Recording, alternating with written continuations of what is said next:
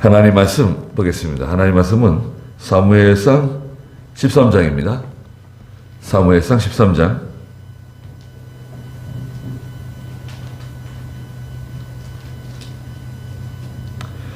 13절 말씀부터 말씀해 보도록 하겠습니다. 사무엘상 13장 13절입니다. 사무엘이 사울에게 말했다. 왕이 어리석은 짓을 했습니다. 왕은 왕의 하나님 여호와께서 왕에게 명하신 그 명령을 지키지 않았습니다. 명령대로 하였다면 여호와께서 왕의 왕국을 이스라엘 위에 영원히 세우셨을 것이나 이제는 왕의 왕국이 오래 가지 못할 것이니 여호와께서 왕에게 명령한 바를 왕이 지키지 않았으므로 여호와께서 자기 마음에 맞는 사람을 찾아서 자기 백성의 주권자로 삼으셨습니다. 사무엘이 일어나 길갈에서 베냐민의 기브아로 올라갔다. 사울이 그와 함께한 백성을 세어보니 600명가량 되었으며, 거기까지만 보겠습니다. 그 사울이 그 왕이 된 정확한 나이는 사실은 알기 힘든 것 같습니다. 여튼 그 13장 1절에서는 40세에 왕이 되었다고 기록했지만 어떤 성경에는 이 40세라고 하는 말이 없어요. 그래서 40세쯤 왕이 되지 않았을까, 그렇게 추정하는 겁니다. 그런데 이제 이스라엘을 다스린 지 2년째 되는 해에 사울이 지금 뭐 특별히 전쟁이 없고 어려운 일이 없으니까 군대를 말하자면 군대를 해산하게 해가지고 3,000명만 남겨두고 3,000명만 남겨두고 다 집으로 돌려보냈어요. 글쎄 그것이 뭐 잘한 건지 잘 모르겠어요. 여하튼 3,000명을 국경에 배치하고 또 사울 자기를 왕을 또 지키는 병사들 내버려 두고 3,000명 외에는 다 해산했어요. 그런데 이제 그 요나단이 그 3절에 게바에 있는 블레셋 수비대를 쳤어요. 게바에 있는 블레셋 수비대.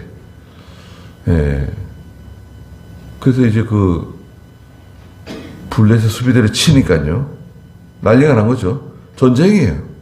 전쟁. 그 국경 수비대를 친다든지 또 어떤 군대를 이렇게 때리는 거 있잖아요. 그건 전쟁입니다. 이번에 그 러시아가 그 미군 정찰기를 떨어뜨렸죠. 미군 정찰기가 정찰하고 있는데, 러시아 그 폭격기, 전투기가 가까이 가가지고 그걸 들이받아가지고요, 바다에 빠뜨렸어요. 흑해에다가. 그 미군 입장에서는, 미국에서 볼 때 그건 전쟁이에요. 도발하는 거예요. 도발하는 겁니다. 건드린 거예요. 건드렸는데 미국이 지금 잘 참고 있는 거예요. 지금 참고는 있지만 미국은 반드시 아마 갚을 거예요. 갚아줄 겁니다. 우리도 지금 북한이 계속 우리 건드리고 있죠. 뭐 핵실험하고 핵무기 실험하고 계속 건드리고 있잖아요. 이것도 사실은 도발하는 건데요. 이건 용서하면 안 되는 거예요, 사실은. 우리를 계속 위협하는 거잖아요. 우리를 위협하는 것은, 우리를 그 위협하는 것이 끝나는 게 아니라, 우리 대한민국에 투자하는 외국 자본들, 외국 기업, 기술, 뭐 모든 많은 외국하고 다 연결되어 있잖아요. 우리는 그 대한민국이 불안하고 전쟁 날 것 같고 안정감이 없으면 투자한 돈을 다 빼가고 기업을 빼가고 연구하는 사람들 빼가고 계약을 파기시키고 그렇게 되는 거 아니에요. 그런 일이 있다고요. 실제로. 그 우리에게 손해를 주는 거 아닙니까? 직접 때리진 않았어도 우리에게 손해를 주는 거예요. 그럼 용서하면 안 되는 거예요. 사실은. 가만히 내버려 두면 안 돼요. 가서 뭐 김정은이 목을 따든지 아니면 누구 그 책임자를 잡아오든지 암살을 시키든지 뭐든지 해야 돼요. 그냥 넘어가면 안 되는 거예요. 이것은 일종의 전쟁이에요. 근데 지금 윤석열 대통령은 가만히 있지 않을 것 같아요. 가만히 있지 않을 것 같은데 어떻게 할지 잘 모르겠어요. 우리가 용서할 건 용서하죠. 개인적인 거, 일반적인 다 용서할 수 있습니다. 진리 문제 용서할 수 있습니까? 진리 문제다. 진리 문제는 그냥 넘어갈 수가 없는 거예요. 진리 문제는 우리가 주의를 지키는 거라든지 우상숭배하는 거라든지 그동안 우리가 어떻게 했습니까? 우리 선배들이, 우리 믿음의 그 선조들이 어떻게 했어요? 목숨 걸고 지켰어요. 장작더미 위에서 불살라지면서 콜로세움 안에서 짐승의 밥이 되면서 심지어는 임신한 성도들이 콜로세움에서 짐승의 먹잇감이 되고 어린아이들도 예수님 배반하지 않고 그렇게 다 순교 많이 당했습니다. 우리나라에서도 그렇고 우리가 지금 그 계통이에요. 우리 지금 그 노선입니다. 하나님 말씀 지킨다는 거죠. 환경에 영향받지 않고 믿음을 지킨다. 이 말씀 순종하다가 하늘나라 갈 각오를 하고 이 말씀 지킨다. 이렇게 나가는 거 아니에요? 그 요나단도 마찬가지예요.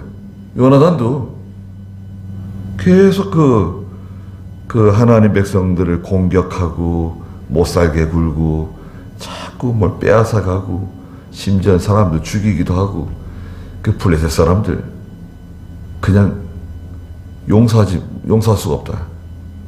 무슨 사건이 있었던 것 같아요. 그냥 요나단이 데리고 있는 병사 1000명을 데리고 그냥 1000명을 다 데리고 간 것 같지는 않은데 여하튼 냅다 그냥 그 수비대를 공격한 거예요. 그 전쟁이 벌어진 거죠. 전쟁이 벌어졌는데 블레셋에서 나온 병사들은 보니까 5절에 병거가 3만 명, 기마병 6천 병사들은 해변에 모래같이 많이 몰려왔어요. 이것은 감당할 수 없는 거예요. 우리가 이길 수 없는 세력이에요. 야, 큰일 났다, 이거. 지금 3,000명 내버려두고 다 해산시켜서 집으로 돌려보냈고 다시 모이라 그래도 야, 이거 블레셋을 감당할 수가 없어요. 또 지난주에도 말씀드린 것처럼 여기 22절에 있는 것처럼 사울 왕하고 요나단 외에는 제대로 된 무기를 가지고 있는 사람이 없어요. 블레셋이 이스라엘에 있는 대장장이들을 다 잡아간 것 같아요. 철을 못 만드는 게 아니라 대장장이를 다 잡아간 거예요. 그리고 필요한 게 있으면 블레셋에 넘어와가지고 괭이도 벼러서 가고, 뭐 낫도 호미도 벼러서 가고, 뭐 이런 식이에요. 돈을 많이 내고. 얼마나 비참합니까? 자, 그러던 와중에 사무엘이 빨리 오지 않아가지고 사울이 자기가 하나님께 제사 지냈잖아요. 사무엘이 기다리라고 한 날짜는 며칠이었죠? 7일. 7일 뒤에 내가 갈 테니까 기다리세요. 거기 기다리고 있으라고. 그랬는데 오늘 7일째 되는 날인데 블레셋은 지금 당장 전쟁을 쳐들어올 것 같고 백성들은 두려워가지고 뭐 골짜기로 굴로 수풀로 바위 틈으로 웅덩이로 다 숨어 들어가고 다 요단강 저 건너편으로 다 달아나고 막 지금 있는 병사들도 막 지금 흩어지고 있어요. 그게 너무 다급해가지고요. 사울이 마음이 그냥 너무 다급해가지고 큰일 났다 그러잖아요. 우리 한국 사람들은 큰일 났다 그러잖아요. 난리 났다 막 큰일 났다 그러고 그러잖아요. 큰일 난 게 뭐가 큰일 난 걸까요? 사실 뭐 큰일 나면요 할 말이 없죠 사실은. 예. 무슨 사건이 생기고 사고가 생기면 사실 뭐 딱히 뭐 할 말이 없는 것 같아요. 저도 예전에 너 직장 생활할 때 일 끝나고 집에 갔더니 동생이 저를 보고 울더라고요. 큰 동생이 저 2살 어린데 그래 울고 있어가지고 저 순간 야 이거 무슨 일이 생겼구나. 그래서 아니 아버지 어머니 괜찮으시냐고 물어봤어요. 뭐 많이 다치진 않았대요. 어떻게 된 거냐 그랬더니 차가 날랐대요. 몸살 감기가 와가지고 그때 의정부 기도원 땅에 아버지 이름을 걸어놨거든요.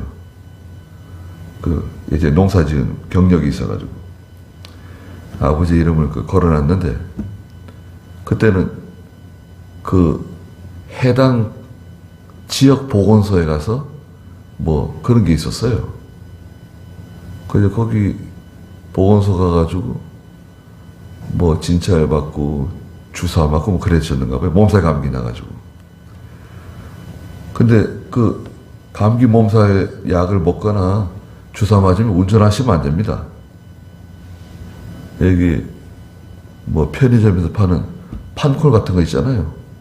그런 것도 드시면 안 돼요.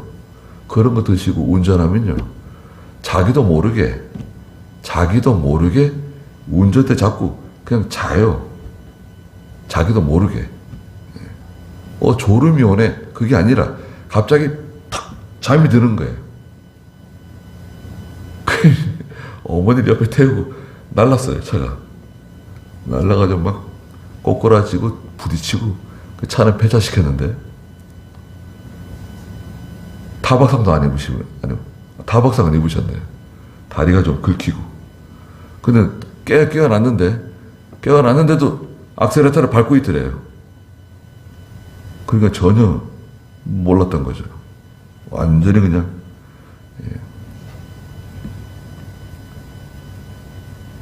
무슨 일이 생기면, 사실 큰 일이 생기면 할 말이 없죠. 말이 안 나오죠. 근데 사울은 여기 13절 보면 13절 한번 읽어보시겠어요? 사무엘이 사울에게 말하였다. 왕이 어리석은 짓을 했습니다. 왕은 왕의 하나님 여호와께서 왕에게 명하신 명령을 지키지 않았습니다. 명령대로 하였다면 여호와께서 왕의 왕국을 이스라엘 위에 영원히 세우셨을 것이나 이제는 왕의 왕국이 오래 가지 못할 것이니 여호와께서 왕에게 명령한 바를 왕이 지키지 않았으므로 여호와께서 자기 마음에 맞는 사람을 찾아서 자기 백성의 주권자로 삼으셨습니다. 네. 자, 여기 13절에 보니까요. 정확하게 사무엘이 말했어요. 왕은 왕의 하나님 여호와께서 왕에게 명하신 명령을 지키지 않았다는 겁니다. 아니, 하나님께서 나한테 무슨 명령을 하셨는데 내가 말씀 안 지켰다는 건가? 명령을 안 지켰다는 건가? 이것은 두 가지입니다. 첫째는 그 민수기 3장에 있는 말씀이죠. 지난주에도 읽었던 것처럼 민수기 3장 5절부터 10절에 보면 이 제사, 하나님께 제사를 지내는 일은 레위 지파 아론의 계통만 할 수 있는 일이에요. 이건 굉장히 중요한 겁니다. 이건 아주 선명한 거예요. 그러니까 아무나 할 수가 없는 거예요. 왕이나 뭐 누구나 이건 하면 안 돼요. 제사장만 할 수 있는 일이에요. 아무리 급해도 아무리 무슨 큰일 났어도 하늘이 뭐 두 쪽으로 쪼개져도 하면 안 돼요. 이거는. 왜? 그게 하나님 명령이에요. 오늘날에는 하나님이 세우신 하나님의 종이 있어요. 그 사람이 뭐 좀 부족하고 좀 미련하고 어리석고 마음에 안 드는 게 있어도 그 하나님의 세운 종이 있잖아요. 그 사람이 중요한 거예요. 그 사람을 통해서 하나님이 일을 하세요. 하나님은 직접 하시는 게 아니에요. 여러분 생각해 보세요.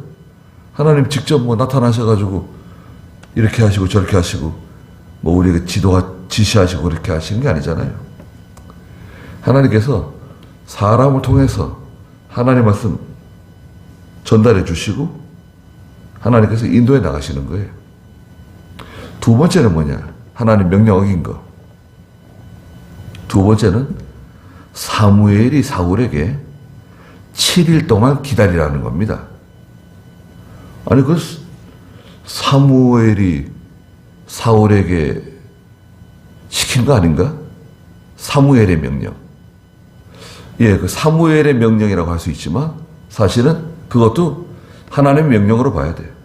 하나님께서 사무엘을 통해서 사울에게 말씀하신 거예요. 7일 동안 기다리라고. 그것도 하나님 명령으로 봐야 돼요. 이걸 지키지 않았다는 거예요. 그런데 여러분 사울을 한번 생각해 보세요. 사울은 인격적으로 훌륭한 사람입니다. 자, 사울은 인격적으로 훌륭한 사람이에요. 겸손하죠. 겸손한 사람이고 아버지의 말씀을 잘 순종하는 효심이 있는 효도하는 사람이에요. 또 사울이 뭐 음행죄를 지었어요. 살인죄를 지었어요. 그런 거 없습니다. 인품이 좋아요. 한마디로 말해서 사울은 인간적으로 볼 때 인품이 좋아요. 인성이 좋아요.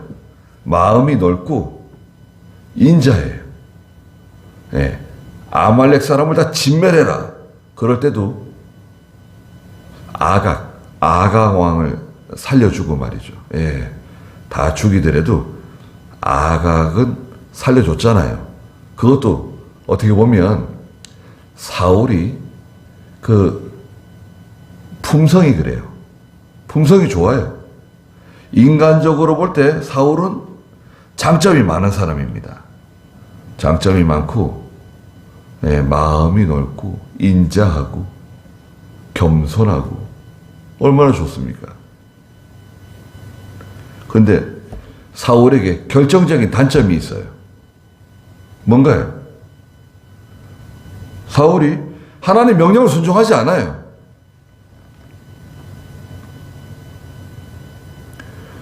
그러니까 인정 많고 사랑 많고 참 그 매너가 좋은데, 예, 좋잖아요. 여러분 어떠세요?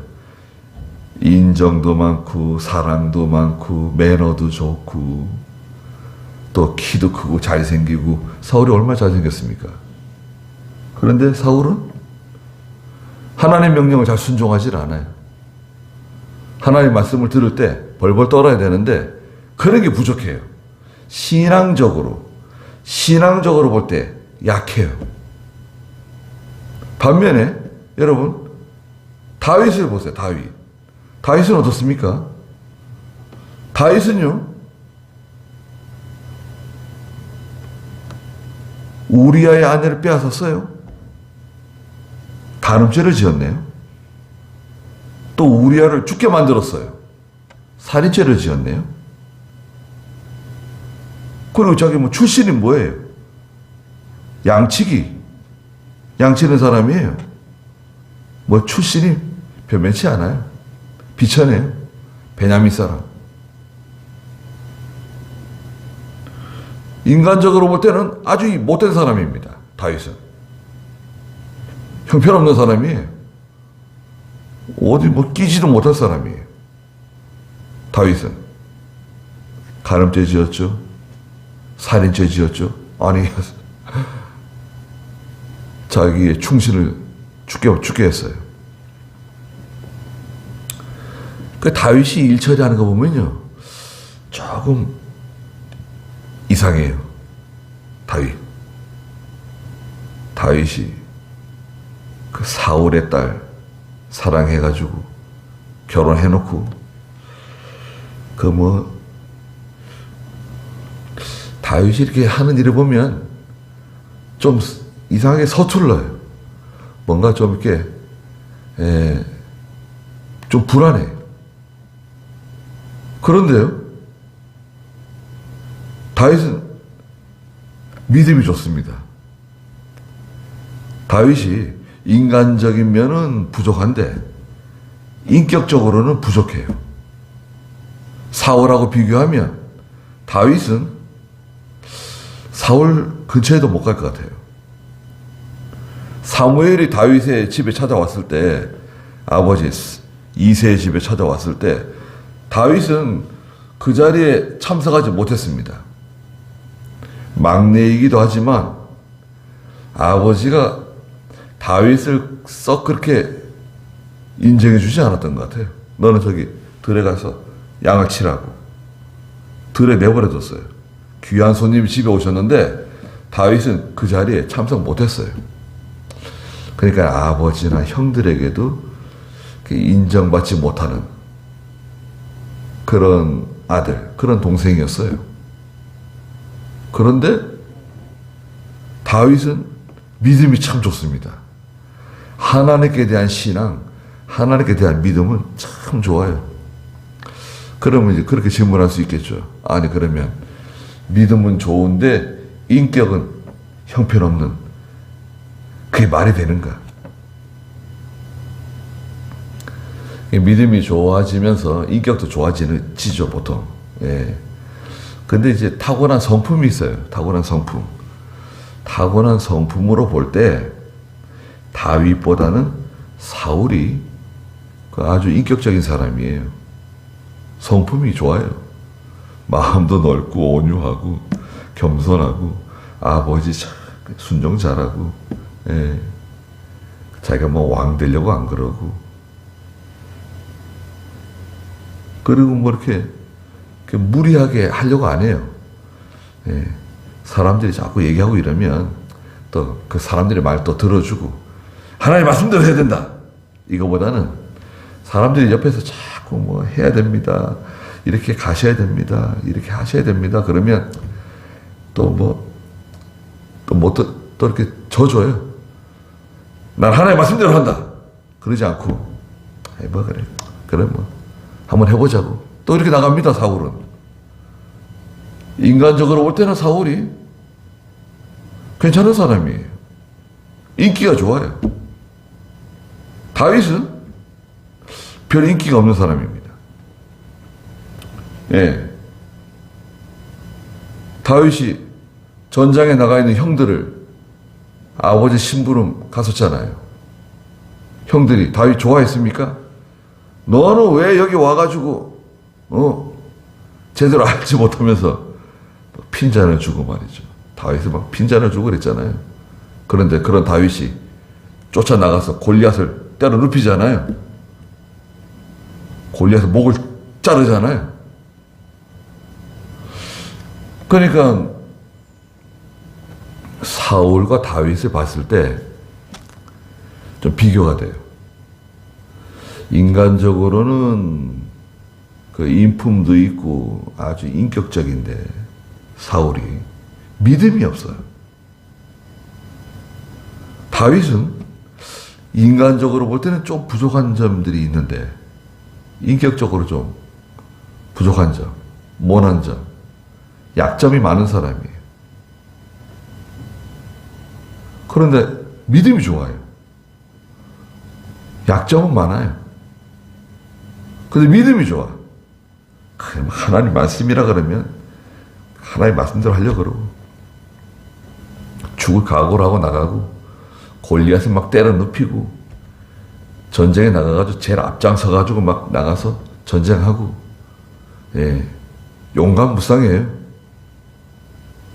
그래가지고 사도행전 20장에서도 하나님께서 내가 다윗을 만났는데 내 마음에 합한 사람이라고.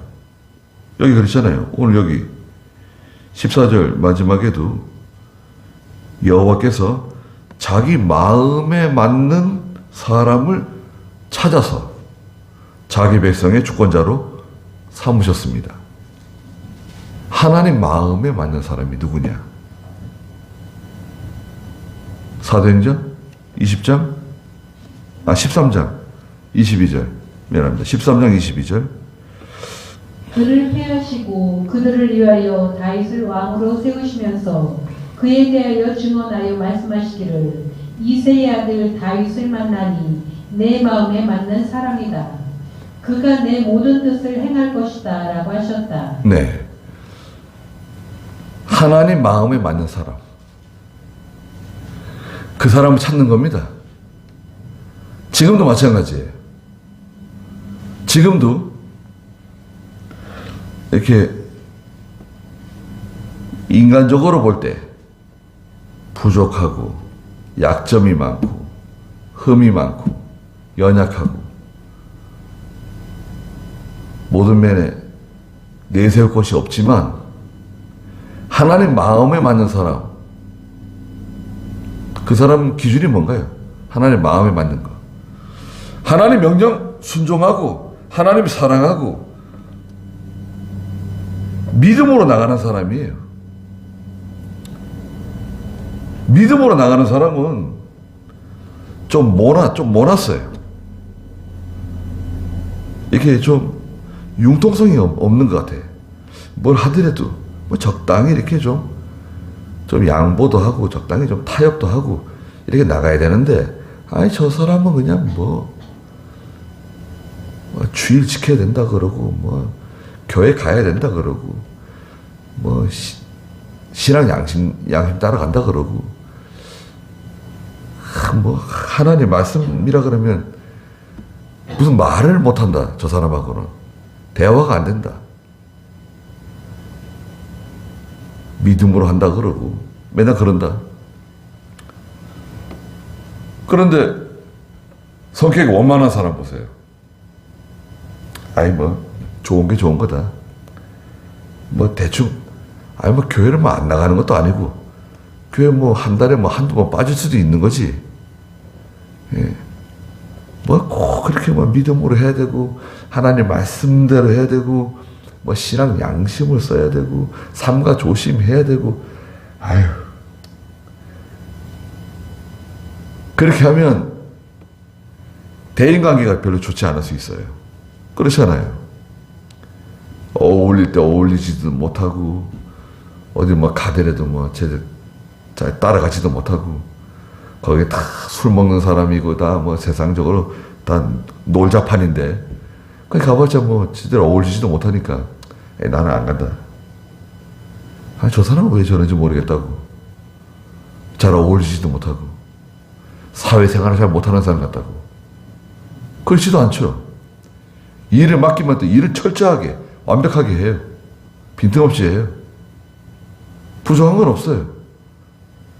근데 대인관계는 썩 좋지가 않아요. 어떤 면에서 다 그런 건 아니지만 사울은 그렇지 않습니다. 사울은 인간관계가 아주 좋은 사람이에요, 여러분.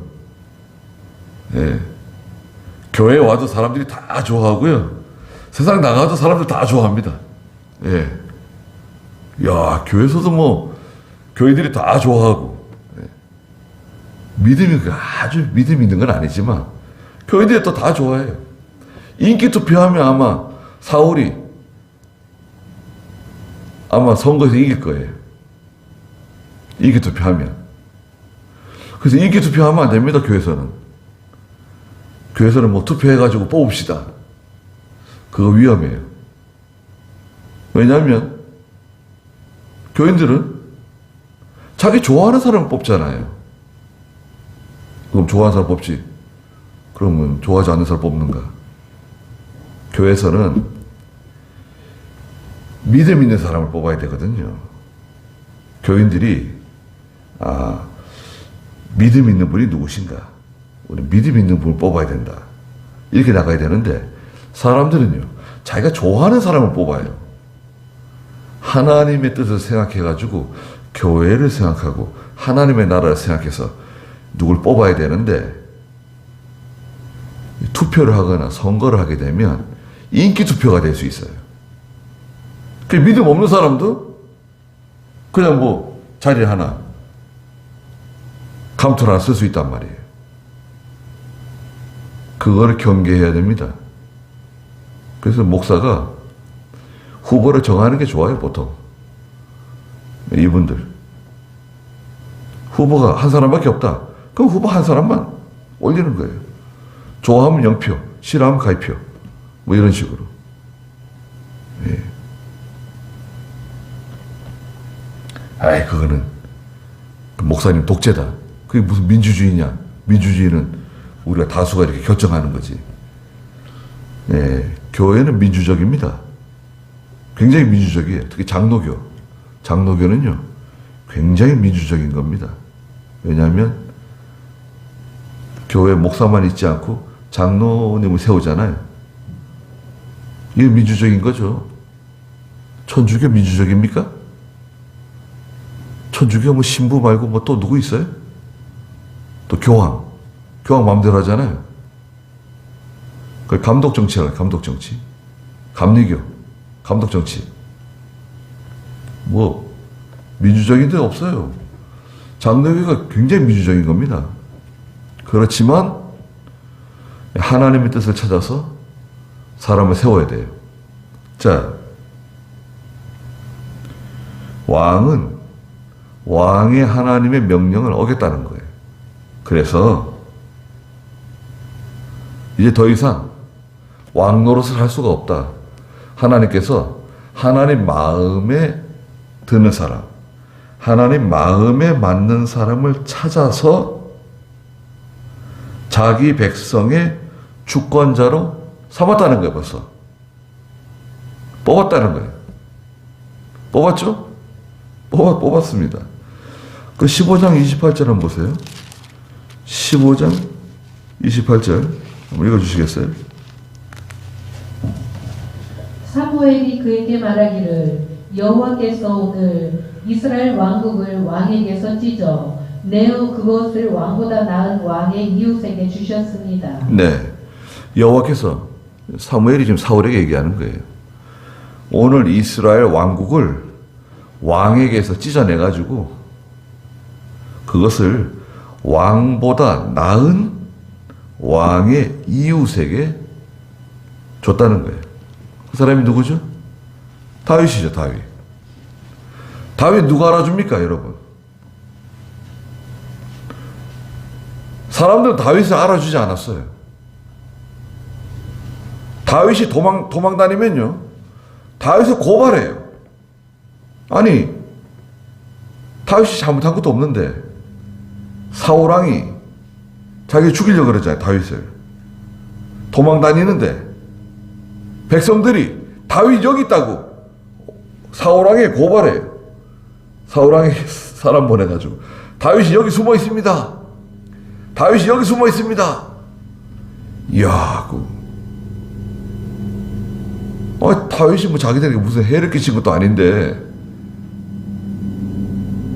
다윗이 잘못한 게 없음에도 불구하고 사울이 죽이려고 쫓아다닌단 말이에요.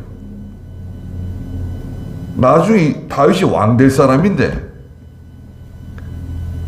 백성들이 다윗을 고발해요. 사울에게 잡아 죽이라고. 여기 숨어 있다고. 야, 이거 참 얼마나 억울하고 얼마나 비통한 일입니까? 그래도요, 다윗이 그걸 잘 참았습니다. 억울하고 속상하고 비통하고 괘씸하고 내가 원수를 꼭 갚아줘야지, 그런 마음이 들어오지 않았을까요? 그래도 다윗이 잘 참았어요. 15절에 사무엘이 일어나 길갈에서 베냐민의 기브아로 올라갔다. 사울이 그와 함께한 백성을 세어보니 600명 가량 되었으며, 자기와 함께한 백성 원래 1000명이 있어야 되는데 400명은 다 달아나고 600명 남았어요. 또 16절 사울과 그의 아들 요나단과 그들과 함께 있는 백성은 베냐민의 게바에 머물고 블레셋 사람들은 믹마스에 진을 쳤다 그랬습니다. 서로 이제 마주보고 진을 치고 경계를 서고 있습니다. 17절 한번 읽어주시겠어요? 블레셋 진영에서 돌격대가 셋으로 나뉘어 나아가 한 부대는 수알 땅 오브라 길로 돌아가고 한 부대는 베도론 길로 향하고 다른 한 부대는 광야 쪽으로 스보임 골짜기가 내려다 보이는 경계선 길로 향했다. 네, 블레셋 진영에서요 돌격대를 만들어가지고 돌격대를 조직해가지고 세 부대로 돌격대를 만들어서 한 부대는 광야 스보임 골짜기, 저기 17절에 보니까 수알 땅 오브라 길로 돌아가고 또 한 부대는 베토론 길로, 나머지 한 부대는 광야 스보임 골짜기 쪽으로 해가지고 이스라엘을 마치 포위 공격하는 식으로 돌격대를 내보냈어요. 야, 이거 큰일 났어요. 돌격대가 지금 언제 들이닥칠지 모릅니다. 19절 읽어보세요. 당시 이스라엘 온 땅에서는 대장장이가 없었으니 이는 블레셋 사람들이 말하기를 히브리 사람들이 칼이나 창을 만들까 두렵다라고 하였기 때문이다. 이스라엘 모든 사람들이 보습이나 삽이나 도끼나 괭이를 버리려면 각자 블레셋 사람에게 내려갔었는데 보습이나 삽이나 새스랑이나 도끼를 버리고 세막대기를 만드는 가격은 한 핀이었다. 네. 자, 여기 보면요. 그 19절에 보시면 당시 이스라엘 온 땅에서는 대장장이가 없었어요. 대장장이가 있었는데 다 잡아간 거예요. 블레셋 사람들이. 이는 블레셋 사람들이 말하기를 히브리 사람들이 칼이나 창을 만들까 두렵다 라고 하였기 때문이다. 그래가지고 이 칼이나 창을 만들 만한 사람, 그 불을 다룰 줄 아는 대장장이가 그 불을 다루잖아요. 주석. 대장간에서 사용하는 그 주석인데 주석이 있어야 그 불을 피우거든요. 뜨거운 불을 만들 수 있는데 그 불을 다룰 줄 아는 사람을 다 잡아간 거예요. 예, 주전 2000년부터 이 철기 문화, 철을 사용한 흔적들이 있어요. 그런데 이스라엘 사람들이 20절에 보니까 보습은 뭐 괭이 같은 거죠. 괭이나 뭐 이런 거, 곡괭이 같은 거. 보습, 삽, 도끼, 괭이 이런 거 벼리는 게 뭐예요? 뭐 날 세우는 거잖아요. 날 세우는 거 이렇게 이 빠진 거 이 메꾸고 이렇게 그 날 세우는 거잖아요. 벼리려면 각자 블레셋 사람들에게 내려가 가지고 블레셋에 있는 대작간에 가서 맡기는 거예요. 이거 좀 해달라고. 예전에는 장날 가면 장에서 고쳐줬죠. 장에서 대장장이 장에 오지 않아요? 용의도 그랬겠죠. 김정희 사님 아세요? 못 봤어요? 하기사 대장장이가 그래요? 동네에도? 그럼 뭐 낮이나 그래요? 그 일주일 내내 일하는 거예요? 대장장이는? 그래요. 아프시면 안 하고. 대장장이가 없으니까요. 블레셋 가가지고 블레셋 땅에 가서 국경을 넘어가지고 가서 말하자면 농기구 같은 거 고쳐서 오는 거예요. 그런데 비싸요. 한 핌. 블레셋 그 돈 단위인 것 같아요. 한 핌. 한 핌은 2-3개래요. 2-3개. 그래서 도끼를 벼리고 보습, 삽, 쇠스랑, 도끼 벼리고 쇠막대기를 만드는 가격은 한 핌. 한 핌이 얼마나 비싼 거냐? 2-3개래요. 2-3개. 2-3개는 뭐 얼마나 비싼 건데 한 달 벌이가 한 세겔이에요. 당시에. 한 달 벌이가 한 세겔인데 대장간에 가면 2-3겔 받는 거예요. 폭리. 이건 완전히 폭리를 취하는 거예요. 얼마나 억울해요. 그러니까 보통 여기 보니까요. 괭이나 삽을 벼리는 것은 3분의 2세겔, 쇠스랑이나 도끼, 쇠채찍을 벼리는 값은 3분의 1세겔. 이런 기록도 있대요. 그러니까 이 철이나 이 구리 이런 것 만질 수 있는 사람, 주석을 다룰 수 있는 사람들. 이게 지금 이스라엘은 없는 거예요. 어떻게 전쟁을 치릅니까? 무기도 없는데. 아니 무기도 없이 사람 머릿수만 가지고 전쟁할 수 있어요? 그건 아주 비참한 겁니다. 그렇게 할 수가 없는 거죠.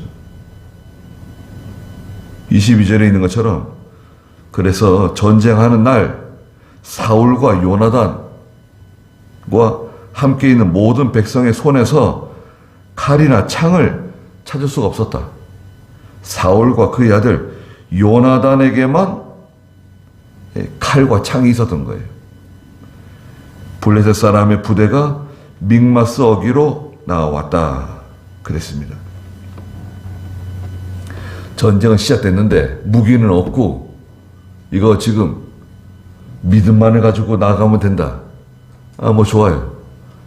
요나단의 믿음 좋아요. 요나단 믿음 있는 사람이고 하나님 의지하는 사람이고 의로운 사람이에요. 근데 사울은 그렇지가 못합니다. 아버지 사울은 아들 요나단의 믿음하고는 달라요. 색깔이 달라요. 그리고 사울은 전쟁을 하고 싶은 마음이 없어요.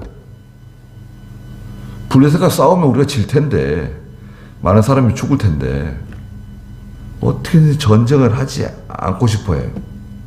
근데 요나단은 틈만 나면 나가서 쳐들어가는 거예요. 공격하는 거예요. 때리고 오는 거예요. 아니 이거 참 아버지는 전쟁할 생각이 없는데 요나단은 자꾸 문제를 일으키고. 여러분 어떻게 하면 좋겠습니까? 어떤 것이 옳은 건가요? 믿음으로 나가야 되는 건가? 아니면 적당하게 타협하고 양보하고 뭐 좋은 게 좋은 거다 이렇게 나가야 될 건가? 조금만 이렇게 믿음으로 생각하지 않으면 우리는 얼마든지 양보하게 됩니다, 여러분. 얼마든지 양보하고 얼마든지 타협하고. 누구한테 양보하죠? 자녀들에게 양보하죠.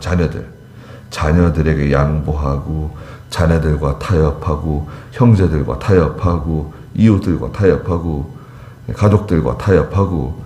그래 뭐 좋은 게 좋다. 꼭 그렇게 할 필요가 있는가, 그렇게? 응? 시끄럽게 그냥 마찰을 일으키고 소리를 내고 그냥 이렇게 할 필요가 있는가? 친구들과도 제대로 어울리지도 못하고, 어디 뭐 놀러 가고 싶어도 주일이 걸려서 놀러도 못 가고, 예. 뭐 너 때문에 분위기 다 깨진다 그러고, 친구들은. 예. 그런 말 들어보셨습니까? 저도 한동안 친구들이 얼마나 만나려고 그러고, 그냥 뭐, 저 산기도가 있고, 무슨 일만 있으면 뭐 산기도가 있고, 뭐, 지금도 그래요. 지금도 총회 뭐, 회의 같은 거, 산에 가 있는데 전화 와요. 왜 안 왔냐고. 나 산에 기도하러 와 있다고. 아니, 산에 뭐 얼마나 자주 가냐고. 뭘 산에 자주 가냐 그러더라고요. 아니, 산에 자주 가는 게 뭐, 잘못된 거냐, 그게. 아니, 잘못된 건 아닌데. 아니, 전화할 때마다 산에 가 있다는 거예요. 아니, 내가 산에 갈 때마다 왜 모이냐, 그러면. 다른 때 모이든지 하지. 다른 때 가면 모일 수 있다. 뭐, 이렇게. 지금은 제가 산기도 언제 가는지 슬쩍 물어봅니다. 글쎄, 저희들은, 예, 하나님한테 맞추는 거예요. 하나님께 맞추고, 성경에 맞추고, 예, 사울의 방식은 우리는 합당치 않게 여깁니다. 사울의 노선, 사울의 그런 방식, 예, 어떻게 보면 썩 괜찮은 것처럼 보이는데, 예, 사울에 대해서는 우리가 인정하지 않아요. 하나님도 인정하지 않습니다. 그래서 저희는 믿음으로 나가고 하나님 말씀 따라가는 겁니다. 거기까지 하죠. 기도하겠습니다. 거룩하신 하나님, 사울은 하나님의 명령을 어겼다고 말씀하셨습니다. 하나님이 기뻐하시는 것이 무엇인지, 또 하나님께서 어떻게 내게 명령하셨는지 그걸 기억하지 않고 여러 가지 환경을 생각하고 또 사람들의 말을 듣고 또 자기의 입장, 어쩔 수 없어서 할 수 없이 피치 못해서 그런 일을 저지르고 말았습니다. 그러나 저희들은 하나님 앞에서 믿음으로 행하게 해주시고 하나님 마음에 맞는, 하나님 마음에 맞추는 저희 믿음이 되게 해주시옵소서. 사람들은 실망할 수도 있고 사람들은 저희들을 쓸데없는 사람이라고 또 필요 없는 사람이라고 생각할 수 있지만 하나님께서 저희들을 인정해 주시고 하나님께서 저희와 함께 해 주실 것을 믿고 나가는 저희가 되게 해 주시옵소서. 돌아가는 길도 함께 해 주시고 하나님께서 오늘 저녁도 저희들을 보호해 주시고 함께 하여 주시옵소서. 예수님의 이름으로 기도드리옵나이다. 아멘.